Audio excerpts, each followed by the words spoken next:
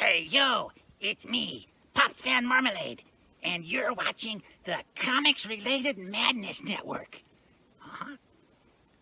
So come get some. CromCon. CromCon.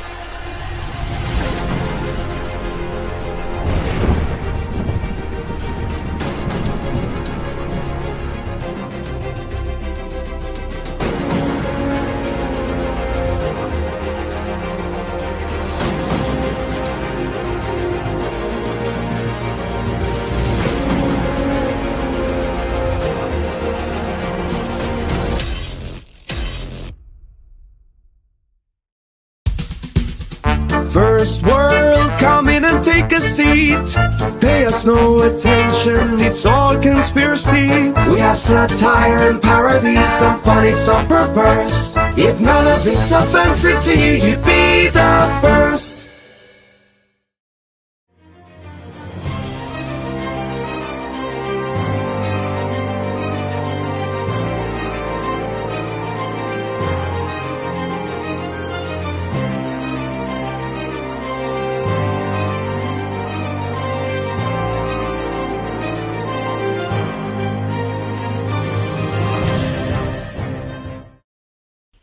And now for something completely different. Of all the gin joints in all the towns in all the world, she walks into mine.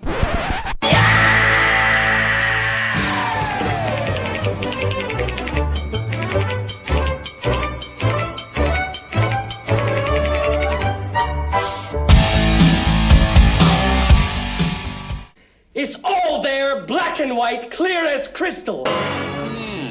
I knew I should have taken that left turn at Albuquerque.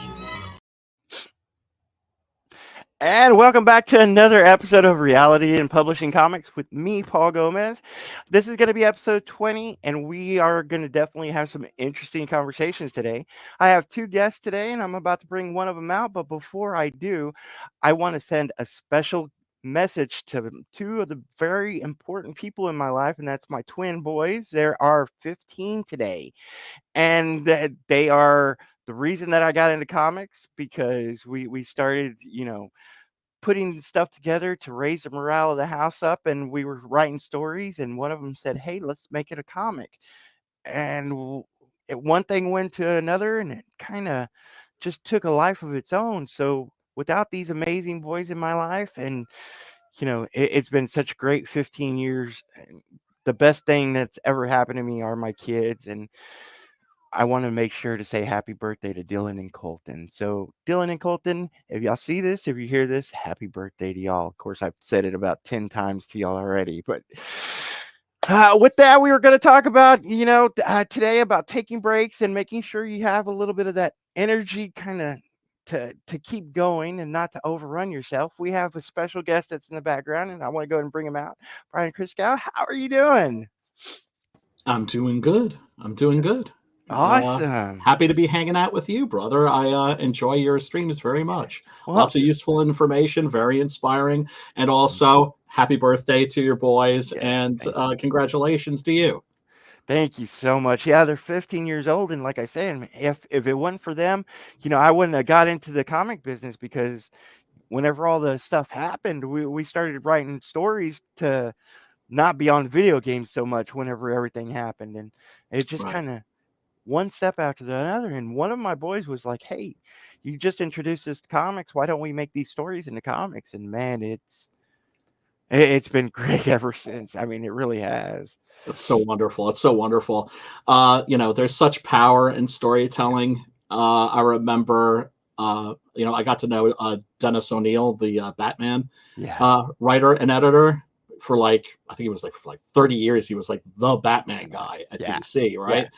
And he said the older that he got, the more he was convinced that the reason why we tell stories is to relieve pain.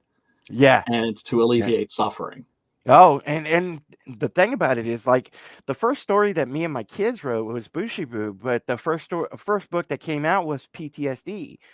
And I was going through a lot of hard times. Me and my whole family were, the pandemic hit, and every one of my kids started getting sick or had turmoil mentally and all that good stuff. Yeah. So I had wrote PTSD to kind of tell people, you're not alone. We're here as well, and if you need help, give me a call. I actually, and this is a funny story, I actually wanted to put my phone number in the back of that book. And my editor kind of stopped me, and he was like, you don't know how big this might get. And I was like, what, 5 people are going to read it? and now we're just about a year, and I think we sold about 2,000. So I guess he was right a little bit. But even still, I tell people on my show just about every week, if you're going through anything, if you need any help, message me, give me a call. I'm here. Same here. Same here, especially around the holidays. I mean, I have some. It's actually what I used to do for a living. Before my mom got sick, I'm a certified peer support specialist. Right. That's a fancy way of saying that I'm a guy that's not a doctor. That if you end up in the hospital, right, or you're having a mental health crisis, you can talk to me, and I'm just like you. I'm just like a consumer. And that's great. I mean, that's great to have, because sometimes you don't want to talk to that professional. Right. Sometimes it's easier to talk to somebody who's, and I don't know if I say more on your level or feel that they're a little bit connected to you in that way. So that's great. Yeah. Yeah.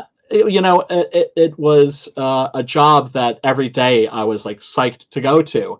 And, I've been involved in my local DBSA chapter, Depression Bipolar Support Alliance, a support group for 11 years now. Damn. Wow. And was the best thing that ever happened to me was finding that group. And I always remind people, because we have a call list, don't be like, this person probably doesn't want to hear it. Right. I'm just like, no, if you call me or you call somebody else, you're actually doing them a favor. You're doing me a favor, because what you're doing is you're helping them, or you're helping me get out of my own head. Yeah. It's I'm not worried about my own shit for a while. I'm worried about focused on your shit. And that just releases some pressure.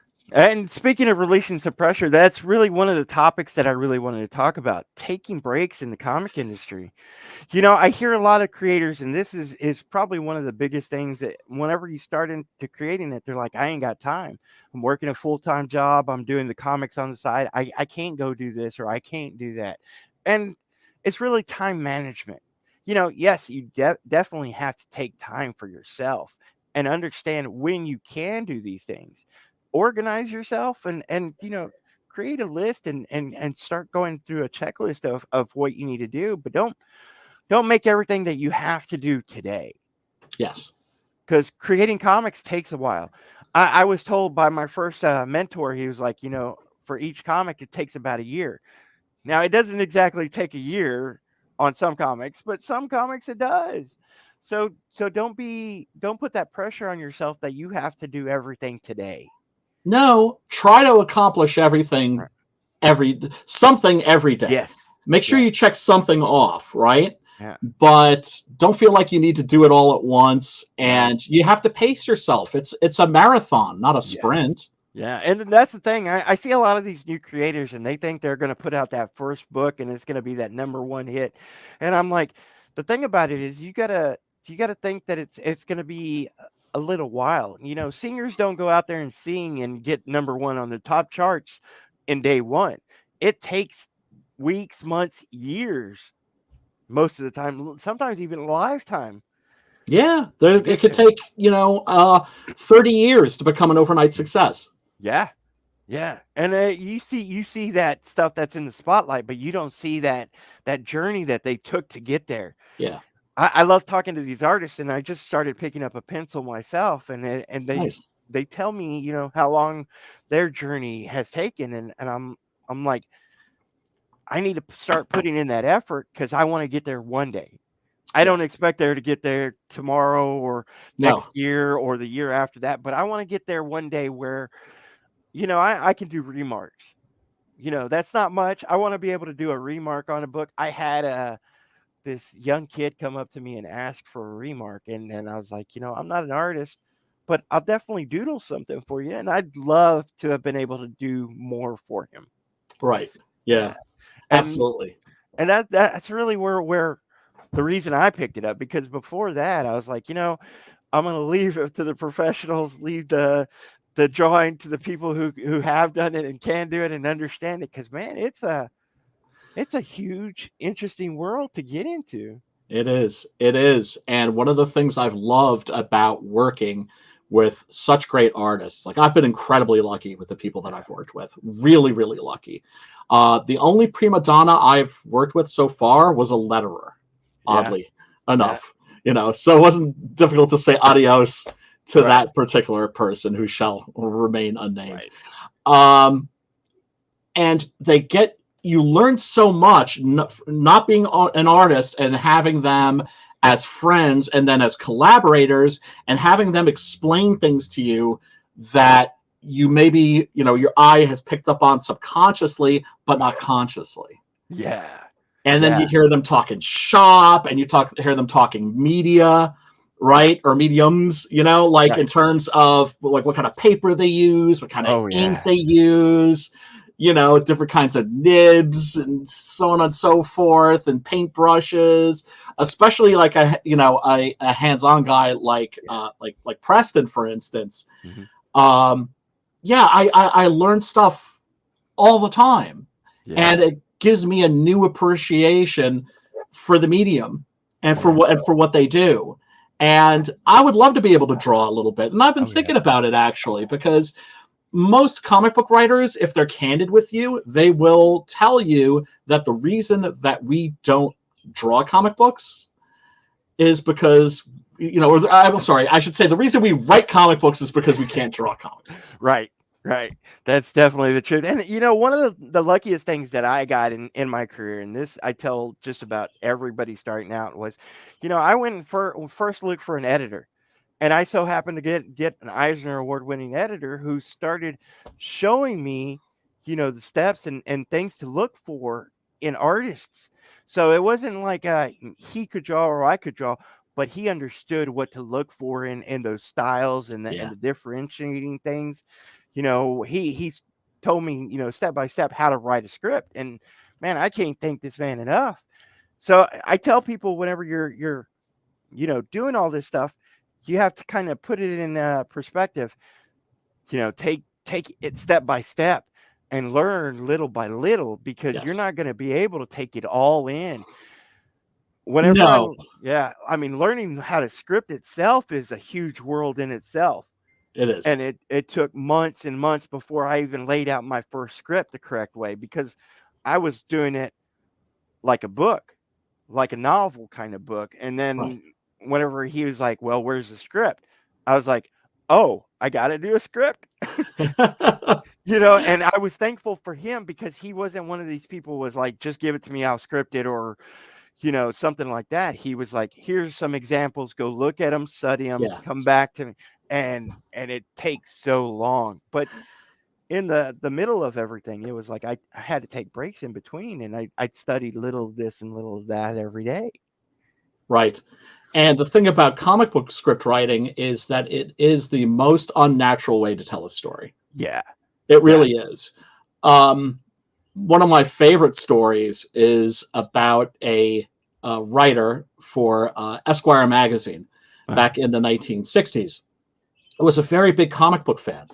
And he went across the street to Marvel Comics and got a meeting with Stan Lee.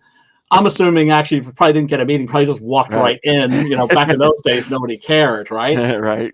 And, he walked in. He was like, "Dude, I'm such a big fan. I love comics, and I want to write comics. That's what I want to do. That's what I want my career to be." And so Stanley was like, "Okay, tell you what, do a fill-in script for the Fantastic Four, and I'll take a look at it, and I'll let you know." So a month goes by, a little over a month goes by, and he rings this guy up, and he's like, "Dude, where's that Fantastic Four script?" And the Esquire writer goes, "Oh, dude, I'm sorry, I can't do it. This is the hardest thing I ever tried doing. I think I'm going to try something easier, like writing a novel." And that writer was Mario Puzo, and that novel was The Godfather. Wow. No, I believe it. I mean, one of the reasons I didn't end up writing a book was because I'm dyslexic. So it was like we got to like chapter 10, me and my kids did. Yeah. And it was so hard to go back and reread to make sure it was all continuity kind of thing, make sure I wasn't overstepping stuff. And it just kept giving me headaches and stuff. And like I said, one of my sons noticed this, and he was like, "You just introduced us to comic books a few months ago. Why don't we make this into a comic book?" The story, Bushibu, which was, a circus, mysteries, and he's like, "They got Scooby-Doo comics. Why not make this into a comic?" And I started learning the script and how to write a script. And it was, how many panels per page, how the panels flow, when to page turns, establishing shots. And this is a lot of things that new people come into the industry don't understand. The beats per panel, they understand the beats per story, but it's like those panels have beats as well. Yep. And you have to explain them to the artist in a certain way. And it's got to be, it's a dance. It is. It's a collaborative art form. I always encourage my fellow writers to embrace the collaborative nature of the medium. The two major types of scripting, of course, are full script style and Marvel style. Marvel style is where you basically just explain what's happening on the page, right? With some dialogue and, let the artist decide how they're going to lay everything out. And then there's full script style, which is what I do, where I, describe what's going on every page, panel to panel. Right. And so what you're doing is you're telling a story, but you're telling it in snapshots. Yeah. So you're not describing the action as it's happening. You're describing static shots that, of course, hopefully, if you have a really good artist, they're going to invest with the illusion of movement. Right. What I do is I make sure that I do everything full script style, but then when I give it to the artist, I tell them, treat it Marvel style. And it's great to understand and know the different styles. I love exactly what you're talking about, because whenever I learned it, it was so much that I learned, pulled in.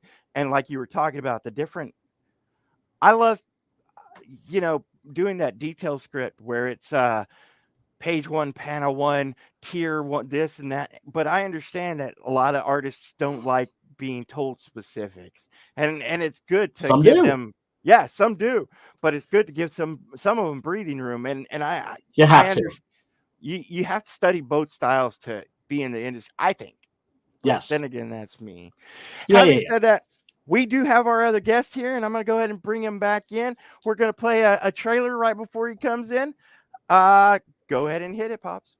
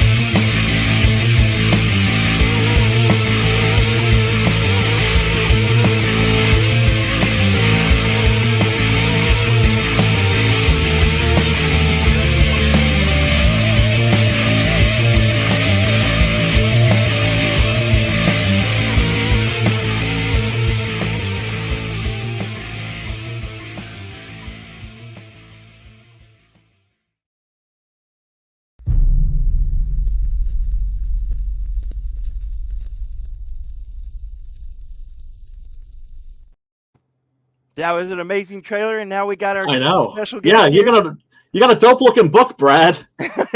Appreciate it, man. Pleasure to Brad, meet how you, you sir. doing? Pleasure to meet you as well. I just got to start by showing that right there first. No, that's a We- G.I. we- Joe love in the house. we today. didn't Freaking sync Paul up or is over anything. here representing the bad guys. Anyway, thanks for Brad, having how me you in, guys. doing? Appreciate you. Glad that you're here. You're Brad Gwyn. How am I mispronouncing that? I just Gwyn call me Mass. from Mass Venom from Whatnot. It's great to have you here. I love talking about Whatnot. I don't know if you know much about it, Brian. Have you been on Whatnot? Have you I have bought not. stuff? I have Okay. not, but I have heard a lot about it, and I'm curious to learn more. Yes. So, how is Whatnot doing, Brad? Whatnot's great. I think they're getting into the $1 billion stratosphere. Yeah. They do really well for themselves. There's a lot of sellers. I'm a very small seller physically. I'm not a small man, but I'm a small seller on there because I do majority of my selling on eBay. But I'm coming around. I have 1,600 followers, and I basically had to take a step back from it just because of life and Right. kids and being a nurse. It's not easy to try to hold up 3 different avenues of your life all at the same time. So Whatnot is a 10-year project for me, because that will be when I step away as a nurse from the county. I will jump full-fledged into the comic retail, collectibles, cards, toys, blah blah blah. Anyway, Yeah. So yeah, we're excited about this book.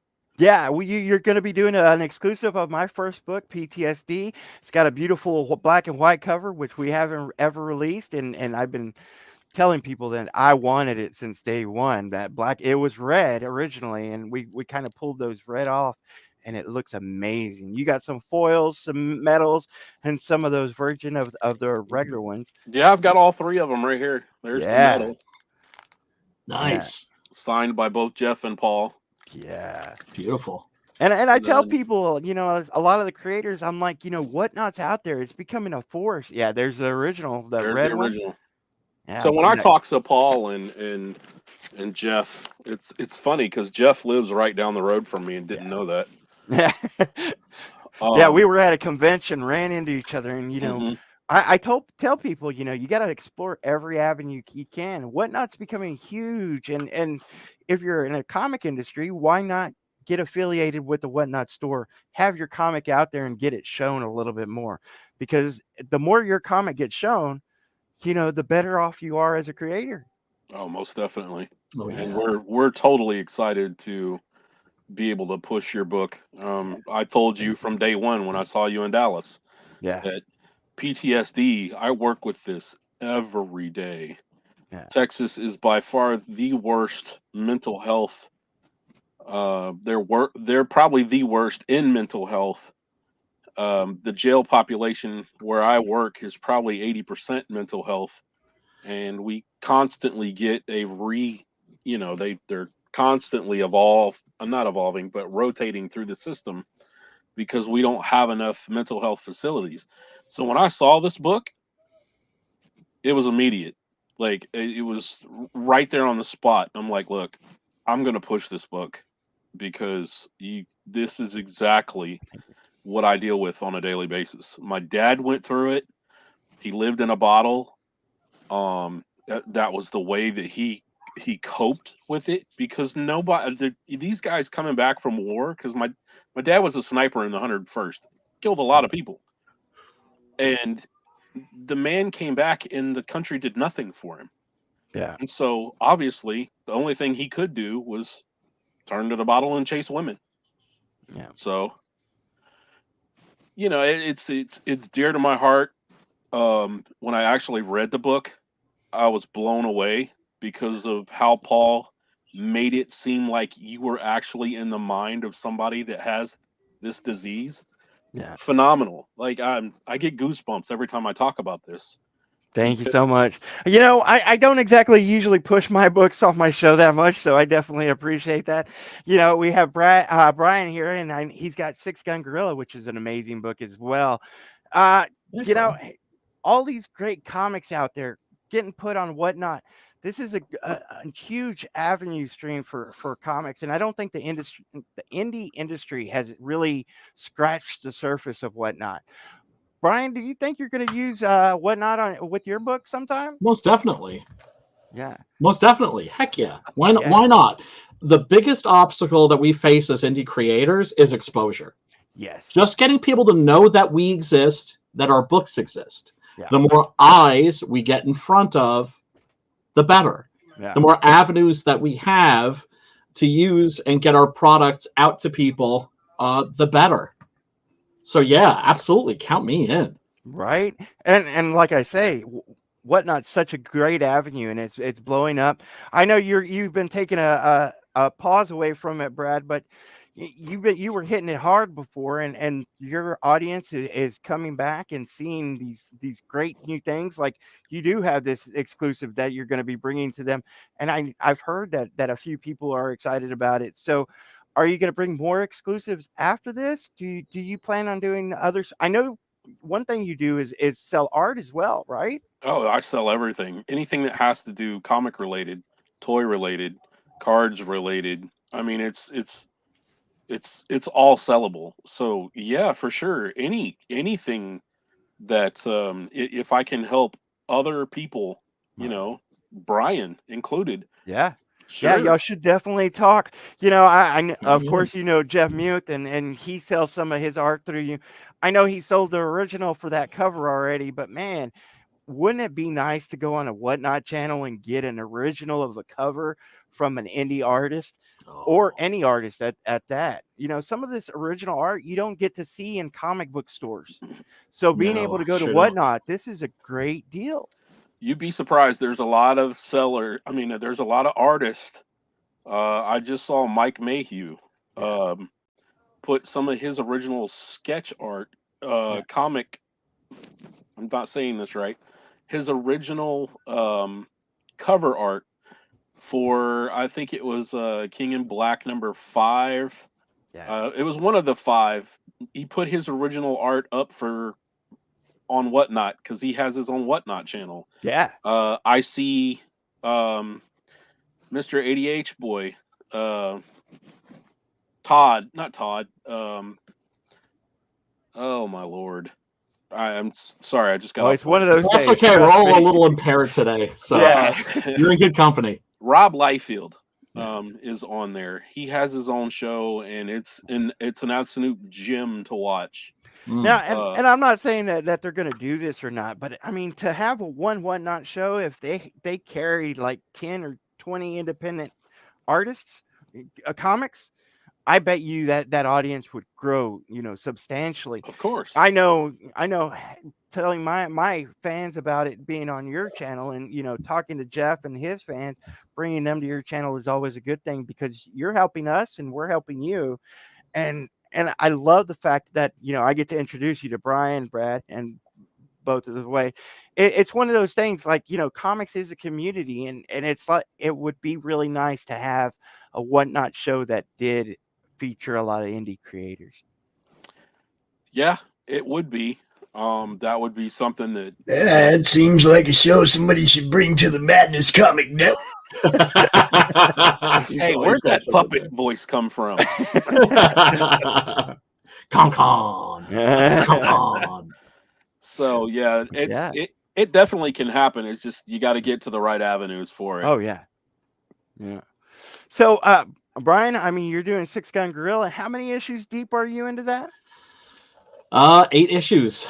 2 more to go. Issues 9 and 10 are in the current campaign. And, you know, I can't run a campaign for individual issues 9 and 10 because people are like waiting for the next trade paperback. Yeah. And I try to convince them, like, hey, no, well, you know, there's not going to be another trade paperback unless you bankroll, you know, these individual issues. So I did that with 7 and 8 and did fairly well. But this is going to wrap the whole thing up. and I'm looking forward to having that saga finished, so then I could go on and do other stuff and not just be always thought of as the gorilla guy. Brian, it looked good, man. I liked what I saw. Tell me a little bit about it. Yeah. Very big ape with very big guns, blowing very big holes in very bad people. That's always my my elevator pitch. Basically, it's Tarzan in reverse. That's like the best way that I can describe it. Nice. Instead of a human that's raised by apes in the jungle, it's about an ape that's raised by humans in the Old West, Nice. who's basically a circus performer, is raised as part of a circus family, and not a pet, not like like a an animal that's kept in a cage, but as one of the family, and he suffers a horrendous tragedy and then goes on the vengeance trail. And the first 7 issues are by my man Adrian Sabar, unfortunately, who is no longer with us. But that's going to make every victory going forward a little bittersweet. But my friend Preston Acevedo stepped in to do issues 8, 9, and 10, and I've been very, very lucky. I've been very, very blessed that people really love it and connect with it, because I didn't expect that. I figured some people would really love it, but I didn't expect like everybody would like it and that people would like it as much as they do, because we put our work out there. We don't know how people are going to respond to it. I don't know if it's any good because it's on the end of my nose. I can't see it. But it is a beautiful, beautiful book. If y'all ever get a chance to check it out, Six Gun Gorilla is an amazing book. Great story. And I agree with you. Whenever I put out a book, like I said, whenever I put out PTSD, I was hopeful to get 5 readers. Yeah. Then to have as many people that have picked it up and talked about it, I appreciate that. And I know most indie creators, just can't say enough. We need a book too. Yeah. I'm not gonna leave you alone about that, Paul. We need a book too. Yeah, well, there's a lot of stuff in store. I'm still working on Prelude to Aurora, and I got this deal with Blood Moon going on that I'm writing this book, which is a whole bunch of items to juggle around at the moment. But I got you. Now, Paul, real quick, how many books did you put out in 1 year? 4. I put out 4 books, and it's taken me like 8 years to put out like 8 comics. Well, and this is why I tell people to take time, because now I only planned on putting out 2 books this year, and that was going to be Prelude and issue 3 of Bushibu. Now that Blood Moon came and said, hey, we want one by the end of this month, and it's going to be a monthly, so now I'm looking at 7. I don't know if I could do a PTS 2, but I might be able to.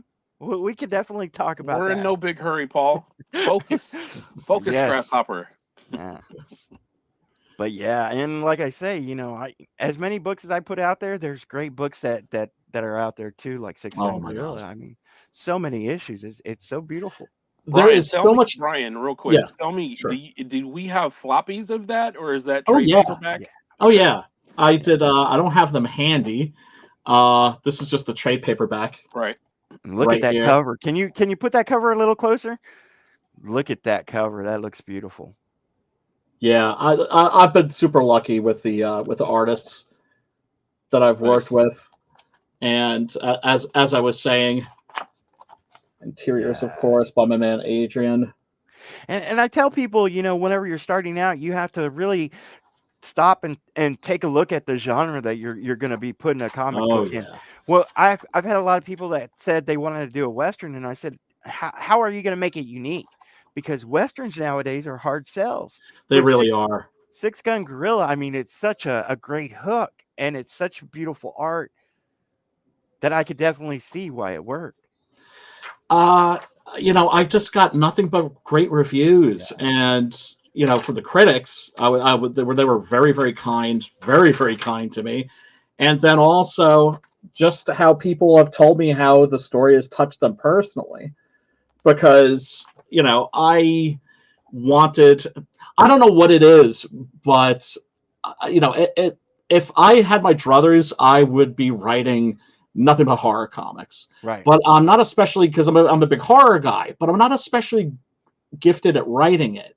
What my gift seems to be is taking a really sort of crazy, silly premise and then telling a serious story with it. You know, the funny thing is, I'm the actual opposite. Everyone's saying that most of my books are horror, and I want to do a comedy.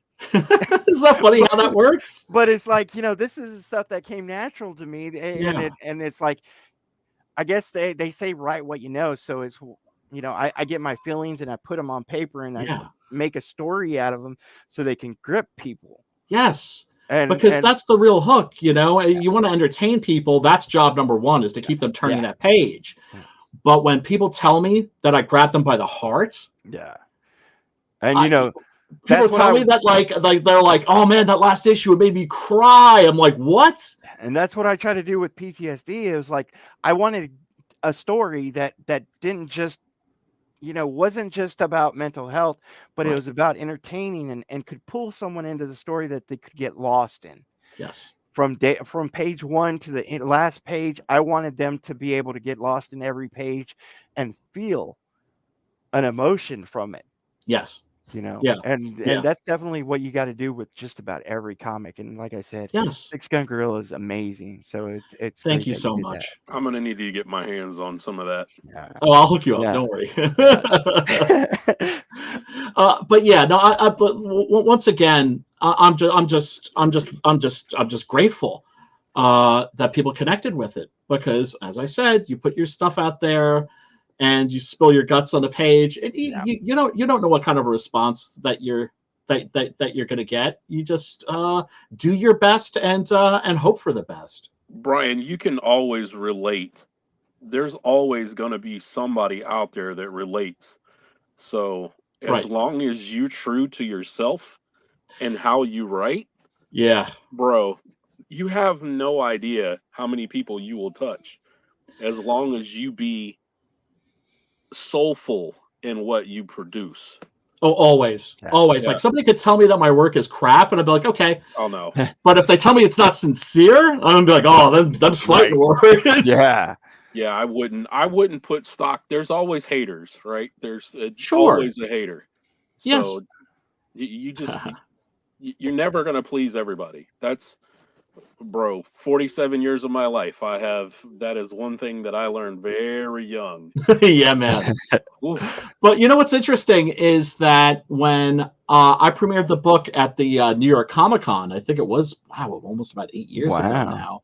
Oh, wow. We sold out of issues on the second day. We sold like over 400 comics. Now, part of that had to do with the fact that we had a corner table and we had this giant FU poster of that cover art with a big quote from Joe R. Lansdale, right? Endorsing the book. And I think that made a difference. That when people came in, they turned their heads and looked left. They saw that big FU banner. Right. But I also have to keep it real and say that one of the reasons why we absolutely dominated Independence Alley, that convention, was because every single other comic book there was about zombies. Yeah. Oh, God. Every single one. And so now think about this. Think about this. That means that these people put a lot of work into a comic that they didn't care about. Yeah. Well, now, I love me some zombies. I was into zombies long before they were cool. I grew up with the Night of the Living Dead, Dawn of the Dead, the Day of the Dead, the original Romero trilogy. I got the toys and all the posters, and you know, that is to me what Star Wars is to Star Wars fans, right? Right. But these people were just doing it because they're like, oh, well, what's selling now? Zombie comics. Okay, I guess we'll do a zombie comic. So imagine busting your ass, making a comic, and then it doesn't sell, and even you don't like it. And the thing the first show that I ever did was like, you got to stop and think about the idea. I mean, are you going to put a zombie comic out there full of zombie comics? Are you going to put a superhero comic out there full of superheroes? Look who you're competing with. My 3 comics that I have out right now, PTSD. I don't think there's really much out there like it. Bushibu Circus Mysteries. I don't think there's much out there like it. Exactly. Cryptic Haze. These are stories that you don't really see that often. Right. Six Gun Gorilla. How often do you see a gorilla in the middle of the Western? This is stuff that you got to be unique to reach that audience, I think. Right. And even go ahead, Brad. I was just going to say it's so funny. I was just talking to my wife about the whole zombie thing. It's like, how many different ways can you tell a zombie story? You can't. It's one specific way.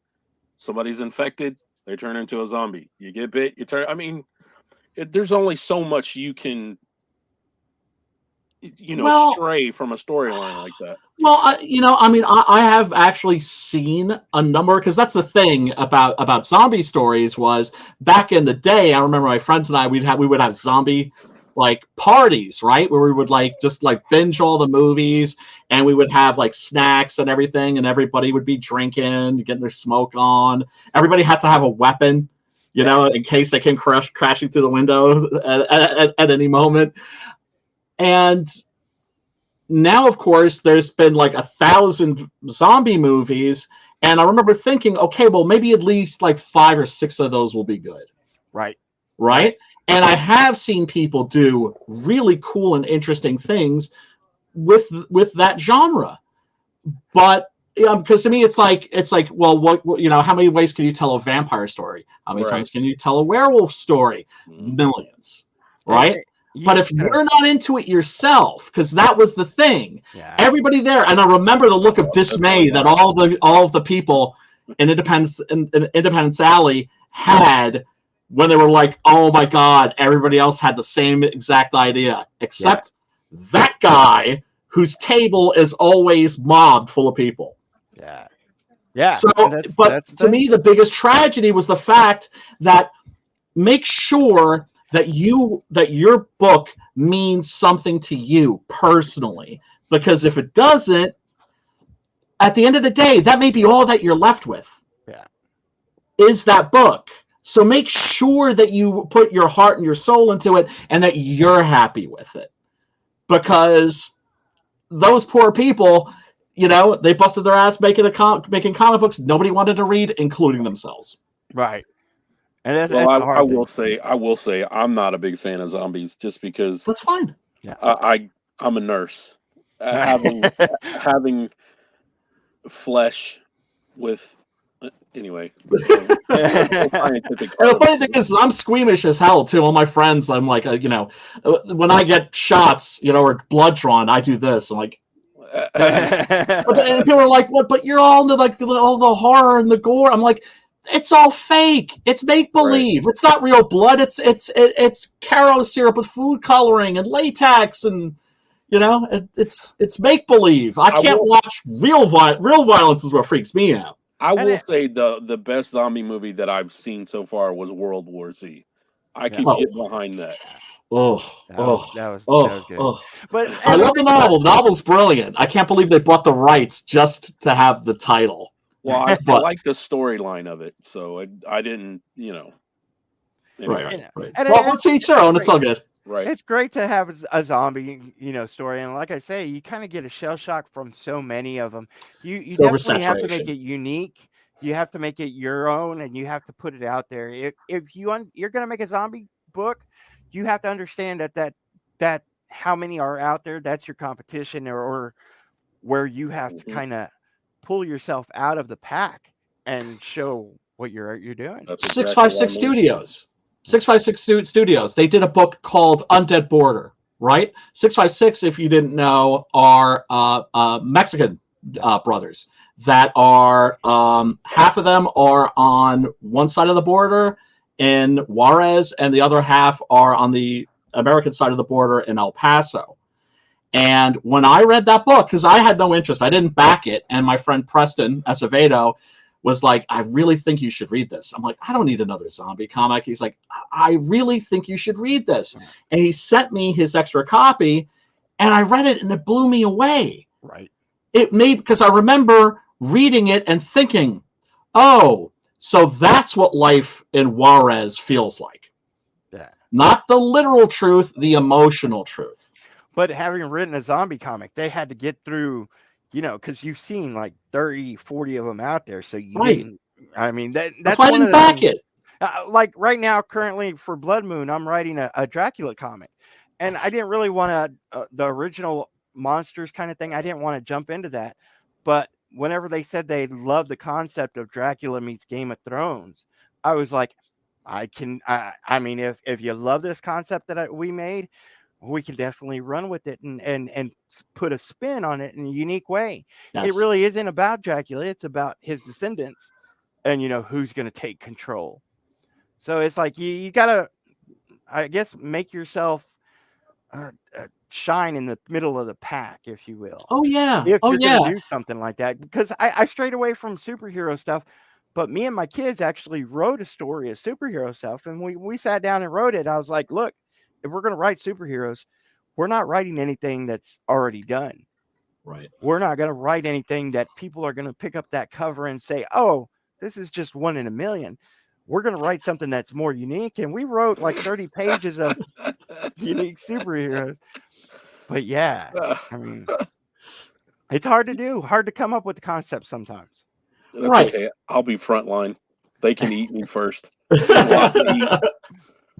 Well, I mean, also remember when you're working with these iconic characters like Dracula. Dracula is the second most adapted work of fiction in history. Yeah. Number one being Frankenstein. Right? Yeah. It's like, really, do we need another Dracula story? Yeah. Yeah, we do. Do we need another Frankenstein? Yeah.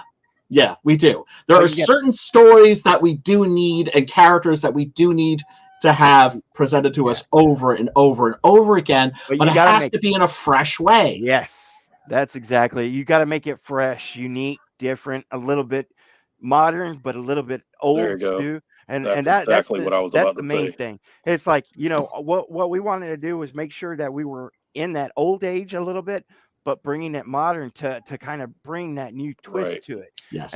And you see all these Dracula books, and half of them are just in that old age, and half of them are too modern. So it's like they forget about one and the other. You got to kind of jump. You can use both of those time frames because that is a story that is. Yeah, you're dealing with an immortal character, so you can deal with them throughout, like whenever they were born, up into the modern age. You can jump all around. But a lot of Dracula stories don't do that. They don't jump around and use it in that way. But I mean, that's one of the things you got to figure out, that kind of category you're going to be in and make it unique. Yes. Yeah. I mean, so much of what we do is telling old stories in new ways. Yep. Yeah. But that's I mean, why the mainstream Marvel companies and DC are struggling because they have to recreate a story with new characters. Yeah. It's a constant flip of a brand new character, or a minor key of this or a minor key of that. And they're saturating the market, and no one cares. Right. The biggest thing now is exclusives. Everything right now is something exclusive, and the book could be good, or the book could be bad. As long as the cover is fire, the book will sell. Right. Because nobody's going to open it. Right. That's what the market is right now. It's right. ridiculous. It's going into a Mylar snug. Correct. With a acid-free backing board. It's or like when cover with extra staples. No comment. Yeah, no, it's terrible. It's it shows such a lack of respect and love for the medium. But that's the thing about the people that are doing the mainstream comics right now. They're not what you would call responsible custodians of folklore.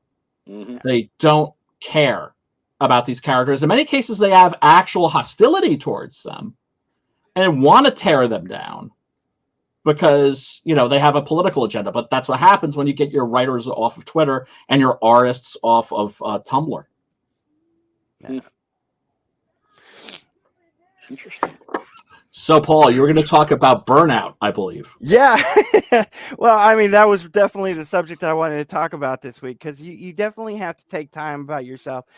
especially being in the comic industry, because most people are juggling things and burning that candle on both ends. So it's important to take time for yourself. You have to. And like Great you said, segue, by the way. yeah, like you said, definitely make sure and make a list. Do a little bit here and there so you don't overwhelm yourself. Whenever you are dealing with a comic, especially as an independent, you're dealing with a lot of stuff. You're juggling many hats. So make sure you understand that you need to take time for yourself. You got people like me pressuring you. Yeah. Well, there is such a thing as burnout. Last year I just had like this influx of work where people were hiring me to write comic books for them, right? Which is like awesome, right? And it was just like book after script after script after script, just back to back to back to back to back.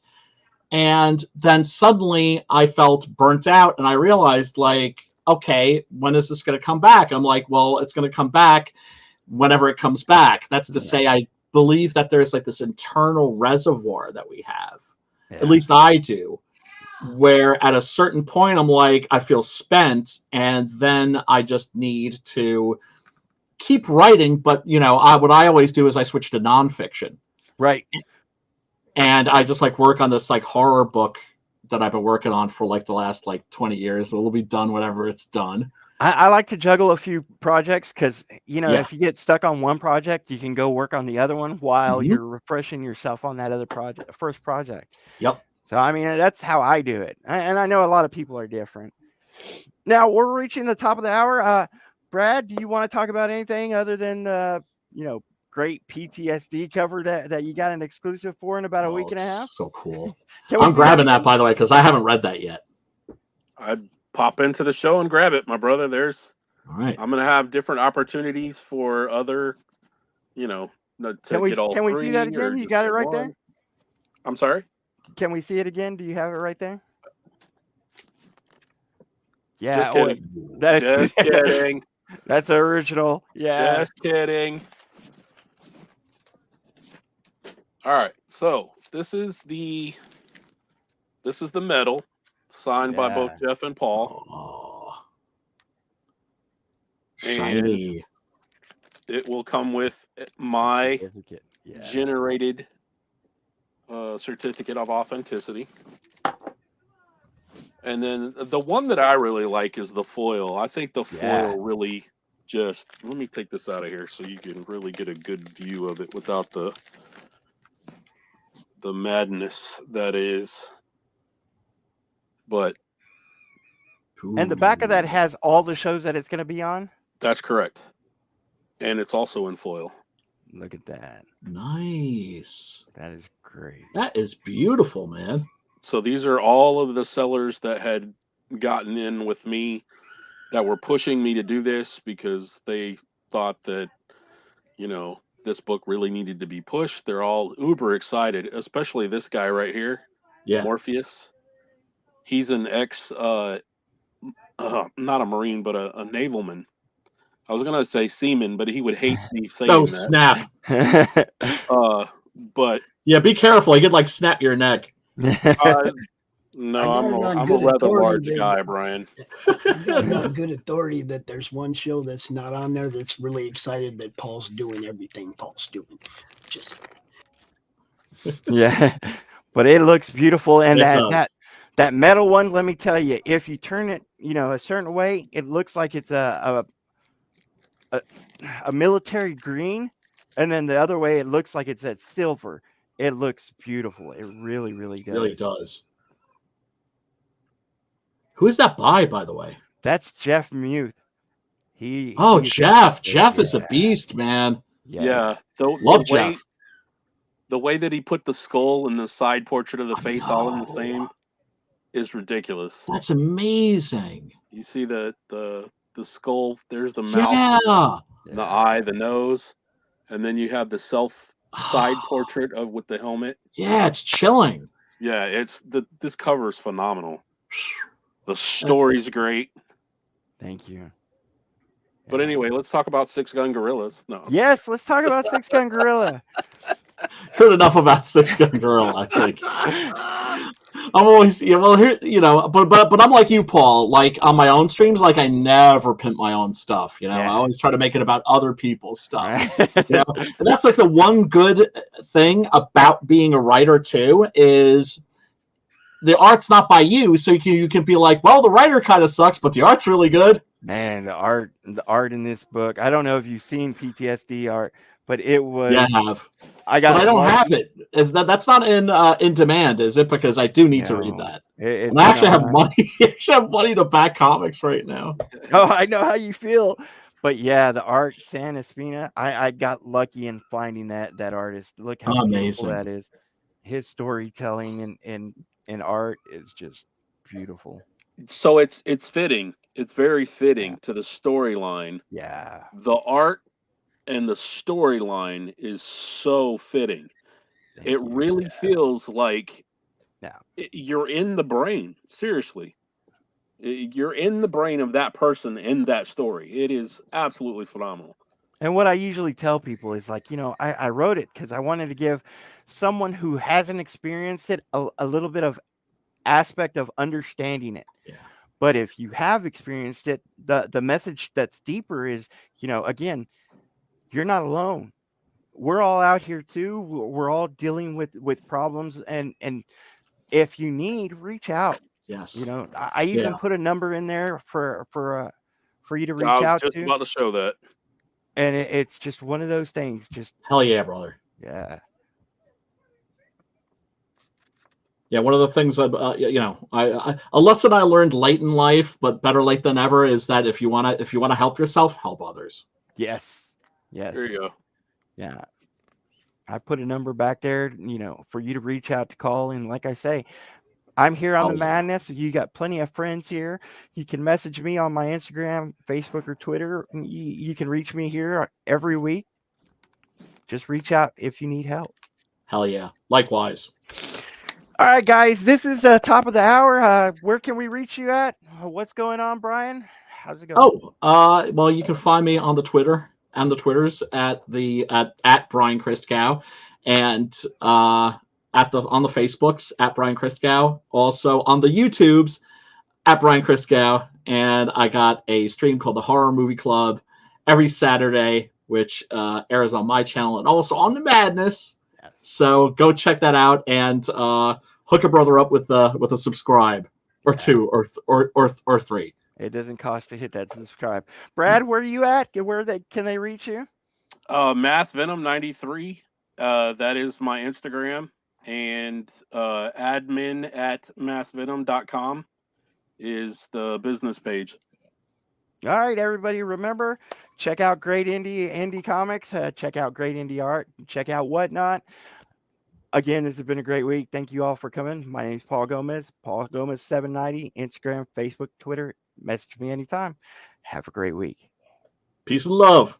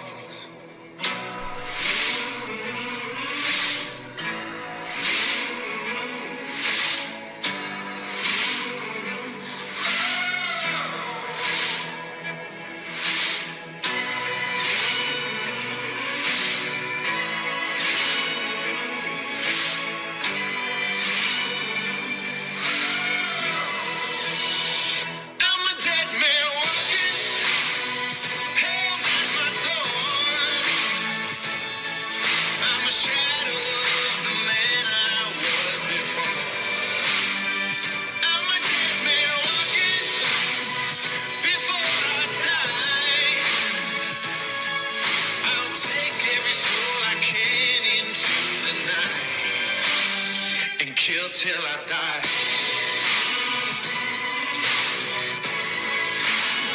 And kill till I die.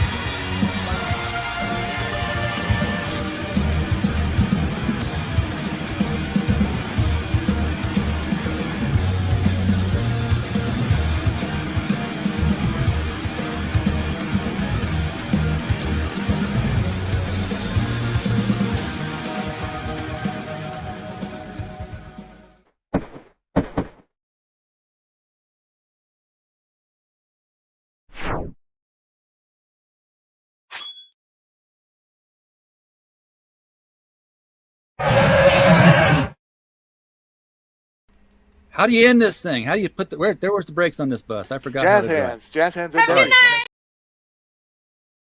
Comic Books for Kids provides comic books to kids in hospitals and cancer centers across the U.S. It's a place where we can all work together to make sure every child has a comic book. 100% of all proceeds go towards the kids. It's about making a difference, and while they're in the hospital, allowing them to fly like a superhero, battle dragons, or rescue teddy bears. We are in every state in the country and now support over 160 hospitals. Every month, we